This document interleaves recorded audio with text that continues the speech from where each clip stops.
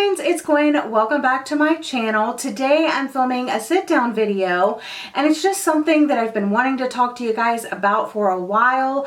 I recently mentioned it in one of my reading vlogs and I was asking you guys how you feel about advanced reader copies or ARCs, and a lot of you guys said that you just didn't even care, but I'm opening up the conversation a little bit further by making a complete video discussing my thoughts and feelings about ARCs and why I just really don't even care about them anymore. Friend Jacqueline, her channel name is Jacqueline. I will link her video down below that I'm referencing, but today she posted a video about ARCs and she's kind of the one that sparked me wanting to have this conversation with you guys.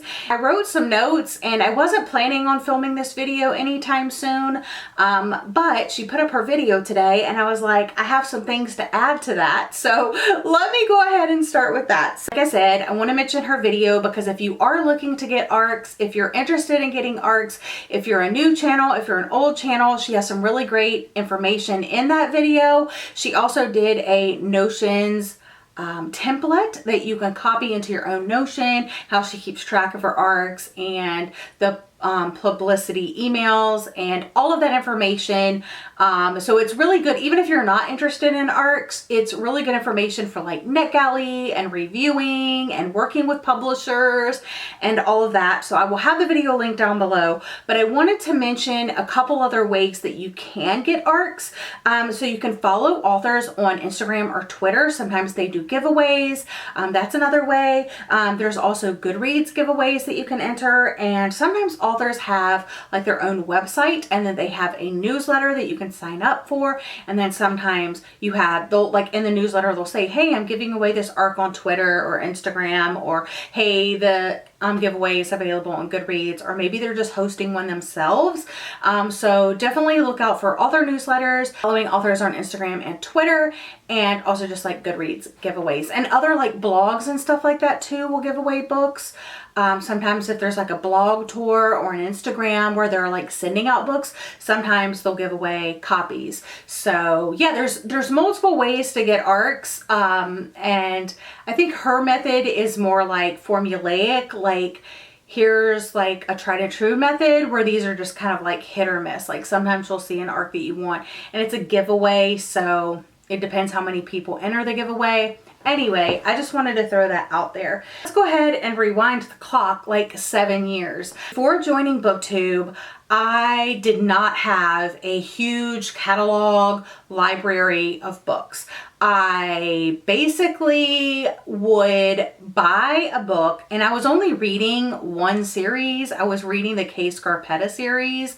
So I would read a book and then I would finish it and then I would pick up the next book at Barnes & Noble. Or sometimes in the summer, I would visit my library and I would pick up random authors and try them out. As a child, I read a lot, again, from the library, or if I would get a book for my birthday or a book for Christmas or books for Christmas, whatever. But I never would go out to a bookstore and walk out with 7 books, how I do now. Like that was just unfreaking heard of. That never happened before Booktube. I never shopped online for books ever until Booktube. And before watching and consuming Booktube, I only went based off of what people in my real life talked about or what I heard on the radio or in the newspaper or on TV or, you know, in magazine articles and stuff like that. I didn't have an influx of people telling me, oh my gosh, this book is amazing.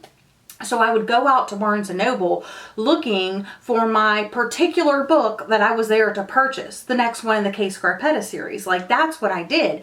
And anytime I wanted to try something new, get a little crazy, I always went to my library, but that wasn't until the summer because I was reading maybe 1, maybe 2 books a year before Booktube. Before Booktube, I also never read an ebook. I listen to audiobooks rarely, and I never listened to them on my phone or my tablet. It was, if I was taking a road trip somewhere, I would put in an audiobook like the CD I think I've only used the CD ones. Maybe back in the day when I was younger, we did the tape ones. So before Booktube, I didn't have a lot of books on my TBR. I didn't own more than, I would say, maybe 2 unread books at a time. And I would read those books and then go buy another book and then read that book and then go buy another book. No ebooks, no audiobooks, like I said, very, very rarely. And then once I joined Booktube, I definitely started caring about ARCs more because I started watching Booktube more, and I noticed that the more popular channels were getting ARCs. And so that became something I want to achieve what they're achieving with their numbers. And I assumed that their numbers were growing because they were getting ARCs, when really they were getting ARCs because their numbers were growing. And at the time, I didn't really see that properly, so I started requesting ARCs. Now, I was a baby channel. I still kind of am a baby channel, and that's okay. But to get ARCs, you have to have an audience to properly promote the ARCs, buzz for the ARCs, because that's the whole purpose of getting an ARC and a publisher sending you something for free so you can generate buzz and help them out. It's kind of like they're not paying you, but they are giving you a $25 book for free, basically. So I didn't really start caring about ARCs until I joined Booktube and I saw bigger numbered booktubers talking about ARCs. I didn't even know what an ARC was before I joined Booktube. I started to request ARCs and I got declined a lot because I was a small channel. I'm still a small channel. I don't even have 5,000 subscribers. And even now I have difficulty trying to get ARCs because I'm not a big channel. So because of all the no's, because of all the denials, I stopped requesting them. And the ones that I was getting accepted for were ones that I wasn't really excited about. They weren't from the big publishers. They were like smaller imprints, and I wasn't really interested in the book. I was just getting it because, oh my gosh, I have an ARC. And when I would get the ARCs, I wouldn't be as excited to talk about them on my channel, and I didn't review a lot of them. So then I started NetGalley, and I tried to do the ebook thing, and that didn't really work out well. I will occasionally try to do the NetGalley thing, but I still don't get the ones that I'm really, really excited about. And even if I do, I don't want to read them on my e-reader. Like, I'm just not an ebook reader. I have a pretty good one. I just don't care to use it. So I'm a physical book type of gal. Basically stopped requesting ARCs altogether. And then occasionally I do get sent ARCs, I guess from where I put my information out there before. And they send me some every once in a while. I would say all of the time. I'm going to say there is a 0.1% chance that 0.1% of the chance that the book that they send me is actually something that I'm really excited about. And if I am really excited about it, it's something that I'm posting on my Instagram. So if you follow me on Instagram at Lavender Mud, you will see if I get an ARC and if I'm really excited about it. How do I feel about ARCs now? I just literally don't care about them because, number one, I'm not a big enough channel to request the really big popular books. And even if I got them, I have more than enough books, and I actually counted my physical TBR. I have 168 books physically. Well, actually more than that because I only counted my standalones and the ones that are like over on this side of the room and my book of the months. I didn't count a few books, like a couple books. Like I didn't count my poetry. I didn't count my nonfiction. I didn't count the couple of graphic novels and a couple books in series. So more than 168 books on my physical TBR. If I were to read all of this year and all of next year, only read books that I own, then I could get that number down. If I don't buy or receive one more book this year. So yeah, so that number is not going down anytime soon, because I am definitely a mood reader and I like picking up books that I'm interested in at the time.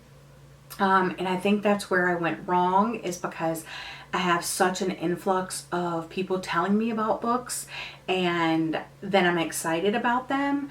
And I never used to know about books before they were published or before they were in bookstores. Now that I know about books and I actually research books by authors that I really enjoy, and are they coming out with a new book? When's their new book coming out? I see these lists with like most anticipated thrillers, and then I'm like, oh my gosh, I love thrillers. Let me look through this list and see if I want to read any of these. So it wasn't really until I joined Booktube that ARCs became important to me. And then through my time on Booktube and with my lack of success with getting ARCs that I really wanted, in conjunction with having the ability to go out and purchase books and have the finished copy myself and then read it if and when I want to, that was the key for me. That was the turning point that I stopped caring about ARCs and I started caring about having the finished copy of books rather than the ARCs. So that way, if I go out and buy a book and I start reading it and I don't like it, I don't feel compelled to finish it. I can DNF it and get rid of it. If it sits on my shelf and I never pick it up and it's a year or two later and I want to get rid of it, I can. Whereas with ARC copies, I always felt pressured to read it sooner than I probably would have normally. And I just don't like the pressure. It's like that required reading for class. I'm just not interested in being forced to read something that I'm not in the mood for. So all of that together has really made me not request ARCs anymore. However, Jacqueline did kind of convince me to request a few ARCs, so we will see how it goes. I don't really know what's going to happen.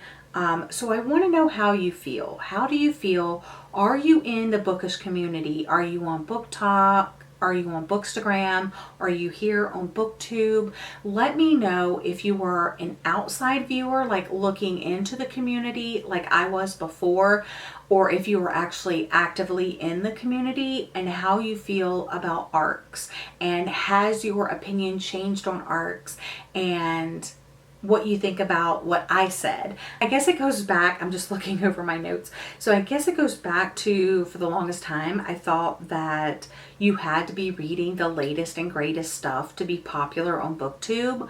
But I actually don't think that has any correlation about the growth of a channel, what books you're talking about. Yes, it's fun to be able to put out release day vlogs like I did for Every Value Break, but I just went out to the store and bought the book myself. Yeah, so those are my thoughts. I don't know if they're coherent.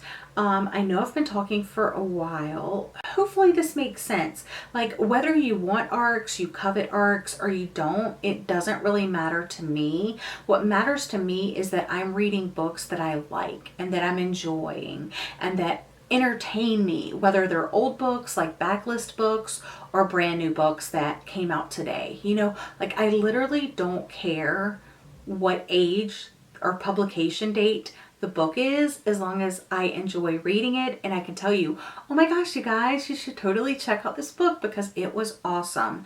And I guess there's a higher chance that if it's a new release, a lot of you guys haven't read it. But I still think there's going to be those hidden gems that I can talk to you guys about that are like older books that maybe you haven't picked up yet. So let me know your thoughts about that down below as well. I definitely do feel pressured sometimes to try for more ARCs and join these, you know, programs where you can receive ARCs and pick out ARCs and, you know, all of that. But like, I'm just not going to fall into that trap, because when I was doing that and I was receiving the few ARCs that I did receive, I wasn't having fun, and I feel like I have more freedom to read what I want when I want if I'm not requesting ARCs and receiving them to review, if that makes sense. But anyway, that's all for today's video. Don't forget to check out Jacqueline's video linked down below. And yeah, that's it from me. I'll see you guys again in another video very soon. Bye.